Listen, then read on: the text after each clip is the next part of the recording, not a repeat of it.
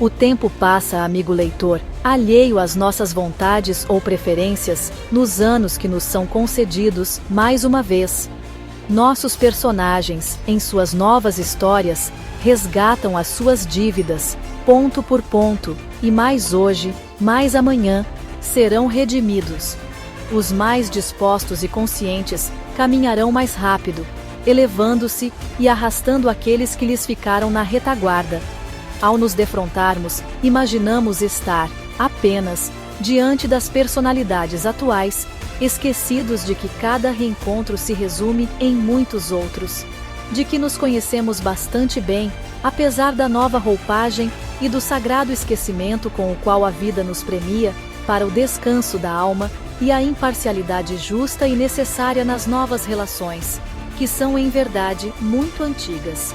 Praza aos céus, possamos aproveitar cada vez mais as múltiplas oportunidades recebidas do alto.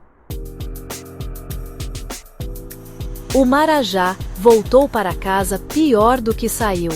Muito nervoso, distanciou-se de todos e internou-se no seu gabinete de trabalho, onde possui, para o seu conforto e privacidade, uma grande extensão de espaços, nos quais pode usufruir de tudo que precisa e lhe interessa, sem sair. Com portas que dão para o exterior do palácio, ele verá somente aqueles que desejar, e poderá desaparecer por tempo indeterminado, mesmo estando em casa. O procedimento que adotou ao chegar do passeio que deveria ter-lhe restituído o equilíbrio emocional. Informada por Telêmaco de que seu marido trancou-se no gabinete, Mirtes, magoada, confirma que ele esconde algum segredo inconfessável.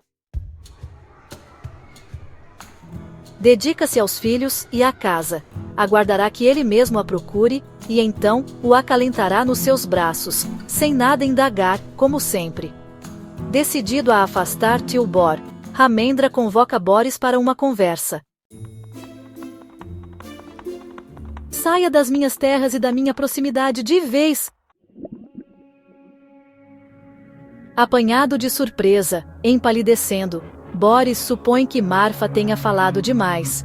Trêmulo, vendo-se na rua da amargura, como um pária, infeliz, sem rumo, pede: clemência, meu senhor, para nós. Como viveremos sem o nosso trabalho? Poderá fazê-lo longe daqui. Na minha idade, não conseguirei. Ora, Boris, você ainda é um homem forte. As mulheres apaixonadas pelo velho urso que o digam. Boris não entende as brincadeiras do patrão, que lhe parecem fora de propósito. Vincos na testa, aguarda-lhe os próximos pronunciamentos. Acalme-se. Nada tenho a censurar-lhe. Disso sei eu. Sigo fielmente as suas ordens, mesmo aquelas que nada têm a ver com o meu trabalho. Sim, eu sei. Então, por que está me despedindo? Eu não o estou despedindo. Nó! Quero que volte para a Rússia e ali trabalhe para mim. Estou transferindo para lá. Oh, graças aos céus! Por momentos pensei em perder tudo. Voltar à minha terra é um velho sonho, meu senhor. Rever os meus, retomar os hábitos e costumes russos. Isto vai me fazer feliz, se não ficar sem trabalho, naturalmente. Muito bem! Organize-se e regresse o mais rápido possível. No próximo correio postal, enviarei o aviso de sua chegada ao seu novo local de trabalho. Confuso e tímido, Boris quer indagar algo, mas se atreve. Leve-o daqui. Este é o verdadeiro motivo de minha decisão. Sim, senhor, ainda bem, já nos afeiçoamos a ele. Rindo, sarcástico, o Marajá pensa: desde quando vocês se afeiçoam a alguém? Usando as mesmas medidas para si, reflete: e eu serei capaz de amar? Terei de fato um coração? Às vezes duvido. Desconcertado, Boris aguarda-lhe as próximas ações. O marajá abre uma gaveta, apanha algum dinheiro e entrega-o a Boris. Tome e providencie tudo, o mais rápido que puder. Sim, meu senhor. Boris se vai. A caminho de casa faz planos que pretende dividir com Marfa. Dias depois, em meio a muitas dificuldades, pois Boris fez todas as economias possíveis e imagináveis, a fim de que o dinheiro não se afastasse muito do seu bolso, os três partem rumo a Moscou.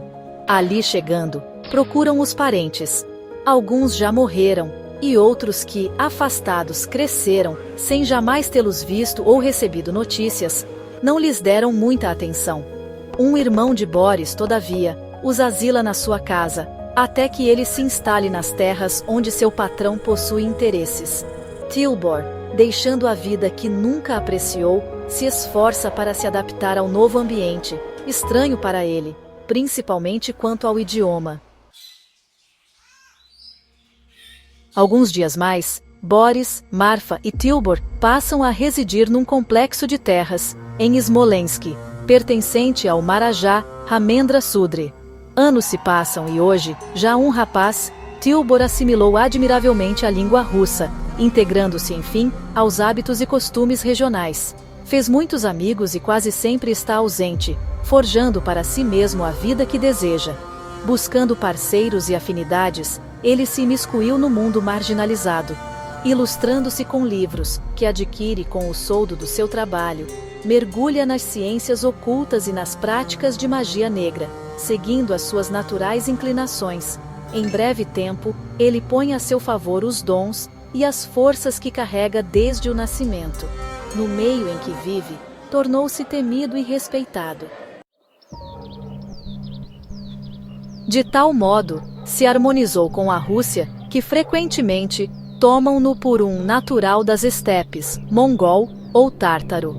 Aprendendo a vestir-se com apuro, possui hoje roupas luxuosas e muitos gorros de pele. De onde lhe vêm os recursos? Seus pais adotivos ignoram, pois há tempos ele não trabalha mais para Ramendra. Dia a dia, afasta-se deles, até deixá-los em definitivo. Vez por outra, Boris ou Marfa cruzam com ele pelo caminho, e ele os trata com indiferença. Às vezes, passa ao largo, fingindo não vê-los. Ouvem os ecos das suas práticas que consideram diabólicas. O filho adotivo transformou-se num renomado feiticeiro. Já envelhecidos, Boris e Marfa deixam-se ficar por ali, à espera do momento final. Tilbor, por sua vez, após anos de trabalho na área escolhida, vive cercado de clientes, personalidades públicas e notórias, mulheres de todas as idades que buscam a conservação da beleza ou os filtros de amor, mal intencionados que pagam qualquer preço por algo que destrua ou paralise aqueles que os incomodam. Rivais que usam de poderes maléficos para vencer os seus adversários, etc. Para tudo e para todos, Tilbor possui e negocia a solução. Dominador e competente, ele decide a vida alheia, através das forças espirituais e físicas que aprendeu a usar, manipulando-as a favor ou para a desgraça destes ou daqueles.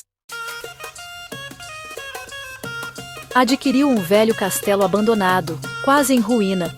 Reformou-o paciente, e ali fez o seu ninho. Situado no alto de uma montanha escarpada, que dá para um abismo circular, exceção feita a um dos lados que o liga ao resto do mundo, tal qual um arquipélago, vigiado dia e noite, como se fosse uma temível fortaleza. Em determinadas noites, podia-se vê-lo sobre a penha, a desafiar os elementos vestido em roupas negras e esvoaçantes, cabelos longos, lisos e muito negros, barba semilonga e bem tratada, alto, de grande envergadura e olhos terríveis, difíceis de se fitar. Suas mãos grandes e fortes fazem gestos de desafio que, em verdade, têm a intenção de absorver as forças telúricas e dispersar aquelas que o incomodam. A intervalos emite gritos que parecem cantos, lúgubres, de aves agourentas e, noutros, ele recita, em alto e bom som, estranhas fórmulas. Ereto, concentrado, ele declama, convicto, as estranhas prédicas que cria desde a meninice, em línguas desconhecidas e relembradas, numa situação meditativa e atávica. As pessoas do lugar, se bem façam uso dos seus préstimos, ao socorrerem-se em suas mazelas físicas e espirituais, benzem-se, supersticiosos e amedrontados, ao divisá-lo ali, principalmente quando os ventos lhes trazem a sua voz, em cantochões que são de arrepiar. A fúria dos elementos que rugem, ao redor, parece se harmonizar com esse homem tão estranho, do qual conhecemos a origem. Em Bangkok, Ramendra, ricamente ajaezado, balança-se comodamente sobre um elefante. Ao seu serviço, servos diligentes e temerosos. Ao seu redor, o povo circula qual um bando de moscas atraídas pelo mel. Os párias, aos quais ele finge não ver, fazem-lhe petitórios, que ele finge não ouvir. A algum mais afoito, ordena que o açoitem e tirem do caminho. Assim, orgulhoso, sonhador, sem interessar-se pelo que sucede ao rés do chão, ele fita o céu azulado, no qual algumas nuvens muito brancas se esgarçam, aqui e ali. Dara! Por que não consigo esquecê-la? Que estranho poder você exerce sobre minha alma. Se você pertencesse à minha linhagem, eu teria amado você tanto quanto a Mirtes. Seu filho Dara, hoje, é um famoso feiticeiro. Imagine, pobre e infeliz, para sobreviver e enriquecer, ele engana quantos se aproximam. Os pais adotivos, desprezados por ele, já estão envelhecidos. Que estranhos caminhos levaram seu filho a ser o que é. Dara, Dara. Só depois que a perdi, me dei conta do grande afeto que lhe devotava. Aquela noite foi demais para os meus nervos. Que horror vivi! Seu fantasma jamais deixou de me perseguir. Fosse eu um homem do povo, e teríamos tido melhor sorte? Minha vida segue o rumo que o destino determinou. Antes de mim, meu pai, e antes dele, meu avô. Se nasci na realeza, é porque as graças celestiais me são devidas. Somos diferentes da escória que nos cerca. Somos feitos da mesma argila que modela os deuses. Assim, envolvido consigo mesmo, ele passeia sob o baldaquim e confortavelmente sentado sobre almofadas. Olha ao seu redor, e de cima, tudo lhe parece ínfimo, sem importância alguma. Entediado, enfim, faz sinal para regressar.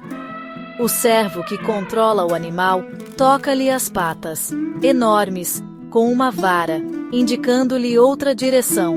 Pesadamente, o paquiderme se volta e se situa no rumo indicado. Ramendra suspira e boceja. Uma piscina coalhada de pétalas de rosas e cheia de água morna está à sua espera. Sente o corpo cansado do balanço do animal. Anseia chegar e beneficiar-se com todos os confortos que lhe são devidos. Pensa no filho mais velho que, uma vez formado, preferiu permanecer na Inglaterra. Sabia correr este risco ao enviá-lo para lá. A princípio fora contra, mas como desconsiderar a vontade de Mirtes? Ela insistiu, determinada como é, e lá se foi Patrick estudar na Inglaterra. Sua filha, instruída e bela, seus traços fisionômicos se assemelham aos da mãe, aceita, feliz e vaidosa, a corte que alto dignitário da Embaixada da Índia lhe faz. Brevemente se casará. Sentirá saudades quando ela se for para a sua nova vida.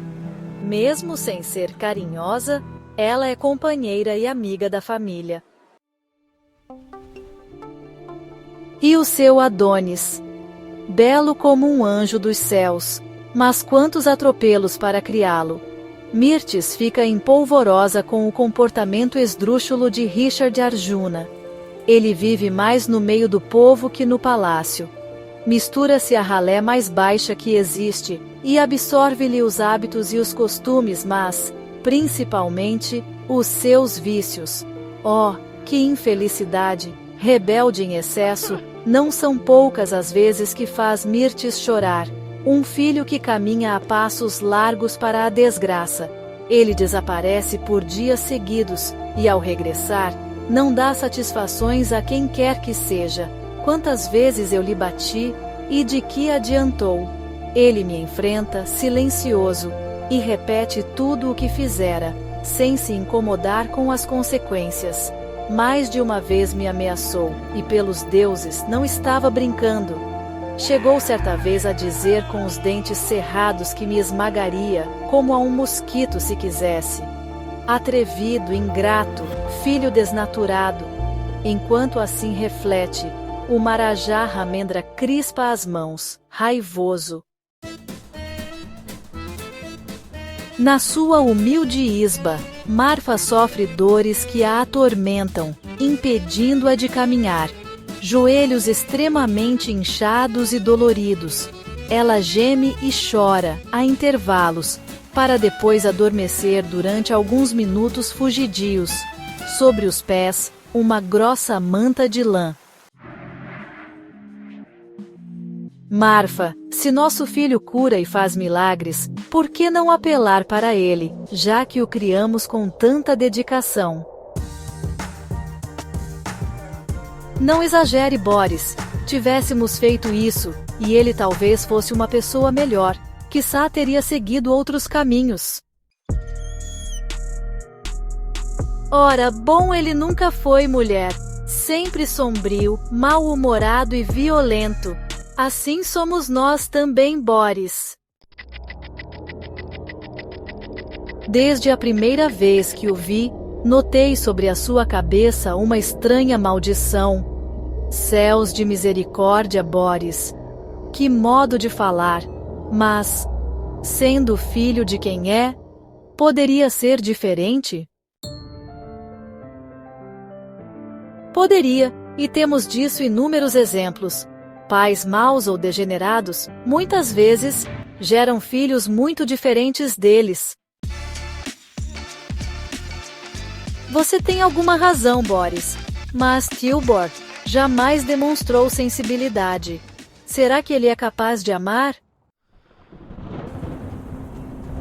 Como saber? O que sabemos é que ele jamais foi amado, pobre infeliz. Marfa conclui que o marido tem razão.